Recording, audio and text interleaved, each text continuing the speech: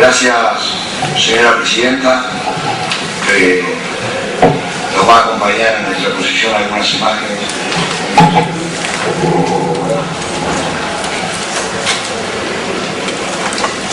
Deseo comenzar felicitando al colectivo afrodescendiente del Uruguay en la tarde de hoy, en el marco de este más que importante logro a nivel mundial, como es la declaración por parte de la ONU que el año 2011 sea el año internacional del afrodescendiente. Y realmente me siento orgulloso de la tarea que desempeñan las diversas organizaciones que trabajan por la equidad en nuestro país, razón por la cual deseo que mi intervención tome otro cariz. Esto se debe a que solo una declaración, por más trascendente que ésta sea, no es solución al problema de discriminación y despojo al que ha estado sometida esta colectividad a través de los años. A pesar de declararnos antirracistas como sociedad, lo somos y vaya si lo seremos. Los afrodescendientes constituyen aproximadamente el 10% de la población de nuestro país. Representado en forma porcentual podría ser no mucho, pero si humanizamos la cifra, se transforma en más de 300.000 personas. Más de 300.000 almas que sufren y gozan como lo hacemos todos, por algo muy simple. Son parte fundamental y forjadores históricos de nuestra orientalidad. Debemos de recordar que de los habitantes de esta tierra fueron los únicos migrantes no voluntarios. Fueron traídos como esclavos, como objetos y mercancías de cambio. Tal es así que Isidoro de María publica en su libro Montevideo Antiguo, y cito textualmente: así fue que al tenerse noticias de la próxima venida de buques negreros de la Compañía de Filipinas en el 87, el Cabildo se puso en guardia, velando por salud pública, y más que deprisa trató de tomar medidas preventivas.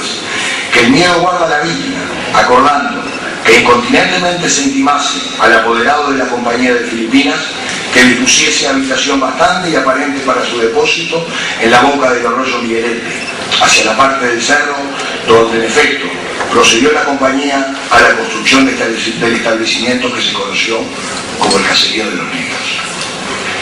Damos también lectura textual del decreto del 31 de enero de 1787, donde acordaba el Cabildo lo siguiente: previa consulta de los facultativos don José Giró, don Domingo Garrido, don Manuel Francés y don Manuel Ramón, se acordó que incontinenti se le intimase al apoderado de la Compañía de Filipinas que dispusiese la habitación bastante para los negros que se esperaban, y además que sucesivamente vendrán a este puerto en la boca del arroyo Miguelete, hacia la parte del cerro, que es el paraje que está a costa del mar y se nombra Jesús María, distante de esta ciudad 3/4 de legua, en cuyo puesto deben permanecer precisamente como el más cómodo de ellos mismos y sin riesgo alguno público.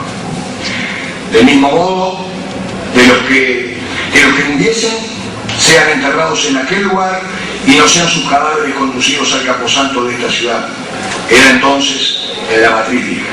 La firman Bernardo de la Torre, Francisco Sierra, Joaquín Chotitea, Juan Balbín de Vallejo, Francisco de los Ángeles Muñoz y Luis Alberto Gutiérrez.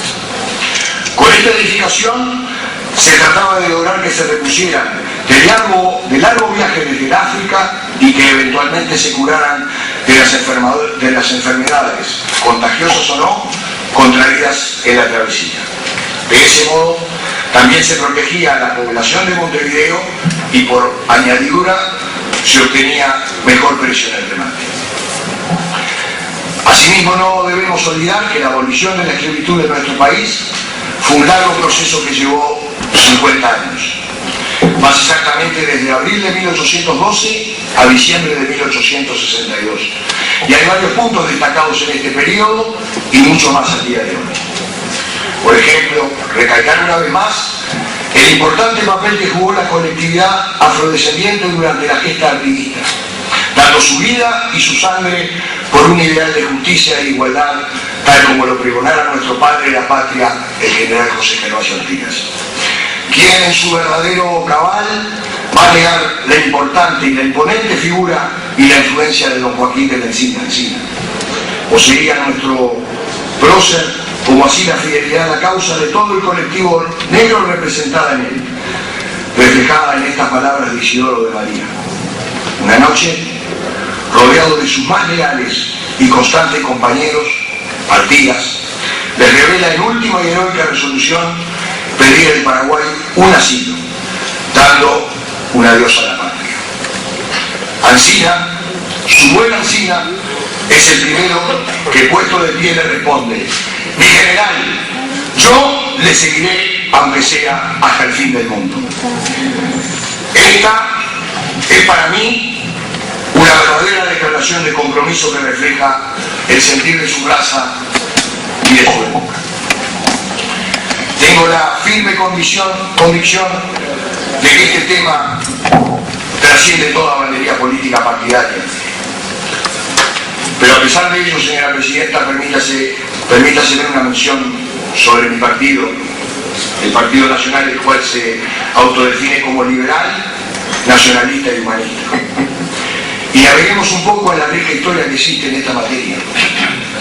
Fiel a su discurso y a sus altos ideales, en 1835, el 13 de octubre, el brigadier general Manuel Olive, en ejercicio de la presidencia de la República, decreta: nula y de ningún valor toda patente de navegación por la cual se permite a los buques de la República y a otros de cualquier nación extranjera el tráfico de esclavos y la exportación en el territorio y puntos sujetos a su dominio, ya sea en calidad de tales, ya con la denominación de colonos africanos. El 16 de mayo de 1837 Olive decreta una ley abolicionista que, aunque incompleta, establecía en su artículo primero que los negros que sean introducidos en la República desde la promulgación de esta ley, bajo cualquier denominación que sea, son libres de hecho y derecho. Y en sus artículos 9 y 10 decreta que los introductores de negros o pardos, de cualquier clase o denominación que sean, y los que compren o adquieran como esclavos por cualquier título o contribuyan directa o indirectamente a su introducción y tráfico, incurren en pena de infamia y en una multa de 100 a 200 pesos por cada uno, que se aplicará por mitad al fisco y a la persona.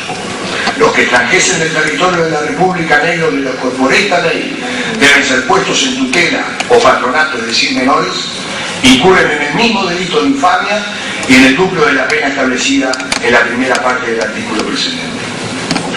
Lamentablemente, estas ideas vanguardistas para su época y realmente demócratas y liberales fueron desechadas gracias al Pacto de Cahué, concertado en aquel entonces entre riveristas, unitarios y riograndenses, con el apoyo del poderío militar francés, dando por tierra con legalidad y derrocando al gobierno de Olive. Durante el segundo periodo de Rivera continuó el tráfico de esclavos a despecho de las prohibiciones dictadas por la Asamblea Constituyente. En 1846, el 28 de octubre, el brigadier general Manuel Olive, durante el gobierno de Cerrito, declara la ley de abolición de la esclavitud y al día siguiente se aprueba la relación de la ley creando las comisiones clasificadoras de esclavos. Esta sí era una ley general y restricta, sin condiciones ni excepciones. El 11 de mayo de 1860, el entonces presidente de la República, Bernardo Berro, auspiciando un proyecto de ley del diputado José Vasco Sagastume, decreta la nulidad de los contratos con personas de color que no hubieran sido ratificados o celebrados ante los alcaldes ordinarios de la República, además de fijar un salario mínimo por servicios personales en 8 pesos.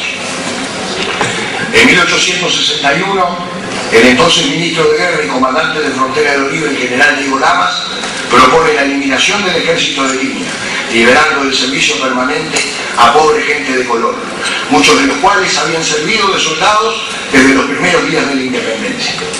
Pero la invasión de Flores en 1863 impedirá las reformas propuestas por este gran general nacionalista. En la ley dictada el 2 de julio de 1862 por el presidente Berro, en esto carácter nacionalista y uribista, se fijan las condiciones laborales para los individuos de raza africana, exigiendo el documento que acreditara su libertad y la nulidad de todo contrato de servicio que no fuese entre hombres libres, liberando a los colonos africanos de toda obligación. Recién, a partir de esta ley, son legalmente reconocidos como individuos, dejando de ser colonos africanos o personas de color.